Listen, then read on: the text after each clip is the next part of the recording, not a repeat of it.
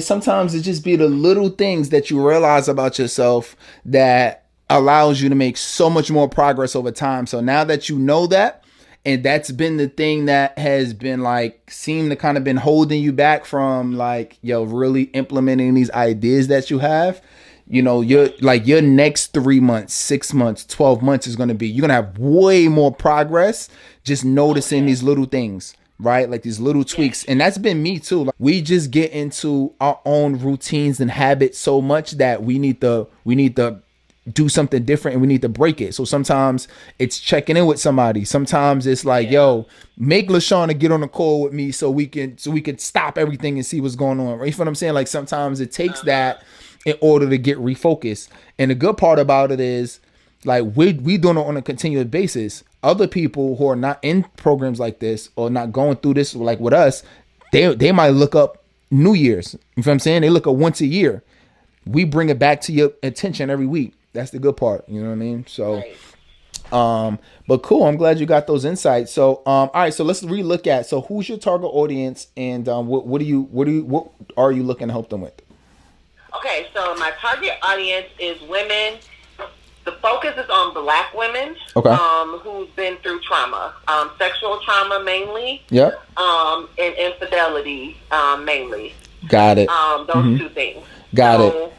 I want to help them with, and it's funny because I literally just, one of the notebooks that I had bought, one is for my book and one is for my business. Yep. So one of the things that I write down, it was funny, I was able to even think clearly and writing this down, like, okay, what do you want to help them with, right? Right. It was broken relationships. That was the main thing. Yep.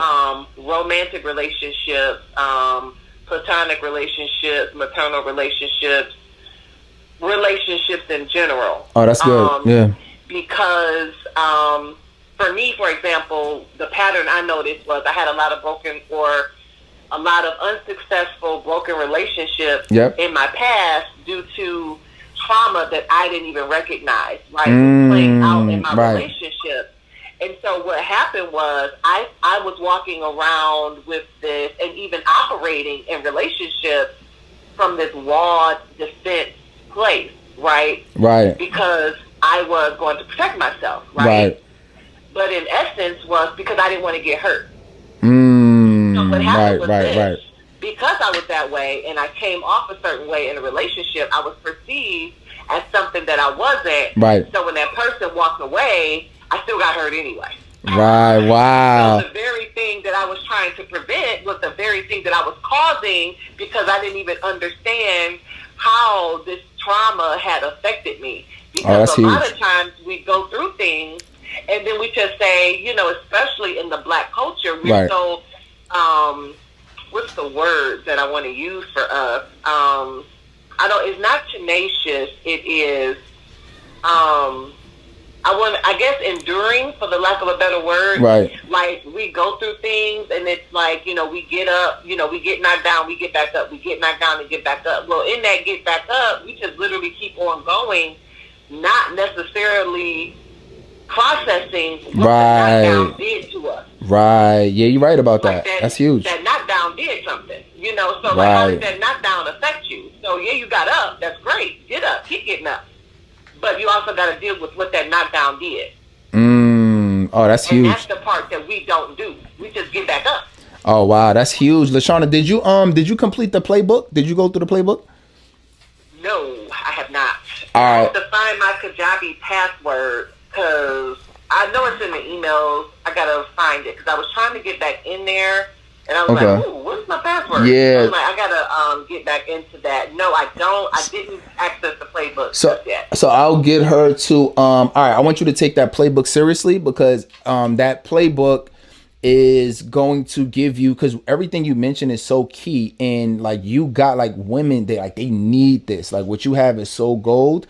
But you have it in your head, and you got to get it organized on paper, like how we were talking about. Like you don't even got to type it out. I mean, the playbook it is writable, so you can type on it. But for you, I'll probably recommend that you just get a separate notebook, and everything that's in a playbook, you write it out by hand. You know what I mean? Right. Do that, because I think you'll be more connected to it. I mean, you connected to it already, but I think you'll be more connected to the actual solutions and thinking through the challenges. And that's what I do, by the way. Like, I still write a lot of things out by hand, and I'll just transfer it, which you get the double benefit of looking at it twice, right? If you just type it on a computer, you might, you got it and it's on there, but when it's something about writing it out that you feel more connected. And then when you type it again on a computer, it's just reinforcing the knowledge. It's reinforcing the information, right? That's true. And in our industry, repetition is key. Like, you don't go into the marketplace in terms of like doing lives, videos, podcast interviews, saying different things every time. You go into the marketplace saying the same messages every time. That's how people know that, oh, LaShawna has this phrase, or this is what she talks about, or this is what she about, because you're saying the same things over and over and over, and people know you for what you do by repeating messages. So the more you look at it and write it, the more it's ingrained in you. So I can ask you a question right now, and if I asked you the same thing 3 months from now, you would give me the same answer, because it's just so ingrained in you. Some topics that people need to know. So one is vulnerability. Okay. Yep, that's one. What else? Boundaries. Yep. What else? Intimacy. With who? Vulnerability and intimacy kind of flow hand in hand for what so forgiveness. Okay. Yep. Prayer. Yep. Prayer. Love it. And let me see. I think those were. I think we have 4. I thought I had 12 though, but those were the ones that were down so far. Yep. Okay. Prayer. What else? Because you helping people overcome trauma to achieve what? To achieve healthy relationships. Mm-hmm. To overcome like the victim mentality. Things always happen to me kind of thing, and like we don't have like any power or authority in our own lives. That's a very common mentality of victims who are victimized in some way. And how is that holding them back? How is having a victim mentality? It holds them back because it takes their power. It makes them feel like they are not in control. Like, because things happen to them, that they are destined to always have bad things happen to them. And some things, yes, are unfortunate, but there are some things that, had we not gotten into that relationship, that wouldn't happen. But we only get into those relationships because we ain't overcome the trauma. Got it. So, okay. So, all right. So then what are some things? So, okay. So what are some other things people need to know to overcome trauma so they can get into healthy relationships? Some of the other things they need to know. Think about yourself. If you was coaching yourself, when did you go through all of this? How long ago was this? Well, okay. So it was kind of in phases, but it had kind of intensified over the last 4 years. It started like late. Nope. It started in 2016. 2016. Got it. So let's pause right there. Let's pause right there real quick. So 2016. So I want you to imagine this is I'm gonna give you a trick or a hack, right? On how to be a coach, on how to be a great coach. Coach yourself at the beginning of your journey. When you were first starting in 2016, what are some of the things, now knowing what you now know, what are some of the things that you would have taught yourself at that time to help you get through that situation easier and faster? And you've already mentioned 5 of them, but what are some other things you wish you would have known, or you wish somebody would have taught you? Okay, so the first thing that I started to see, for me, I had no idea. All I knew was that I had been sexually abused as a child. That's all I knew. Right. I had no idea of what that looked like in my life.